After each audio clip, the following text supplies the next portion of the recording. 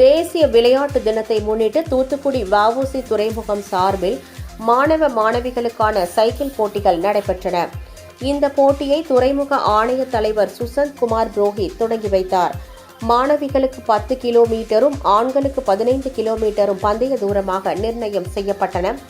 இந்த போட்டியில் சுமார் 70 மாணவ மாணவிகள் கலந்து கொண்டனர். இந்த போட்டியில் கலந்து கொள்ள துறைமுகம் சார்பில் பள்ளிக்கு முறையான அழைப்புகள் வழங்கப்படாததால் குறைந்த எண்ணிக்கையில் மாணவர்களை கலந்து கொண்டனர். போட்டியில் கலந்து கொள்ள மாணவர்கள் அதிகாலையில் வந்த நிலையில் போட்டி 7:30 மணி அளவில் தொடங்கியது. இதனால் போட்டியில் கலந்து கொண்ட மாணவர் ஒருவர் மயக்கம் அடைந்தார். அவருக்கு உடனடியாக அங்கிருந்தவர்கள் முதலுதவி அளித்தனர். இந்த போட்டியில் வெற்றி பெற்ற மாணவ மாணவிகளுக்கு பரிசுகள் வழங்கப்பட்டன.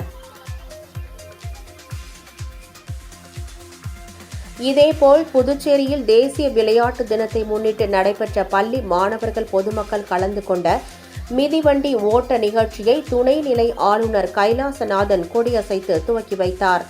கடற்கரை காந்தி சிலை அருகே நடைபெற்ற இந்நிகழ்ச்சியில் சட்டப்பேரவைத் தலைவர் செல்வம், விளையாட்டுத்துறை அமைச்சர் நமச்சிவாயம், மாநிலங்களவை உறுப்பினர் செல்வ கணபதி மற்றும் தலைமைச் செயலர், விளையாட்டுத்துறை செயலாளர், காவல்துறை அதிகாரிகள் கலந்து கொண்டனர்.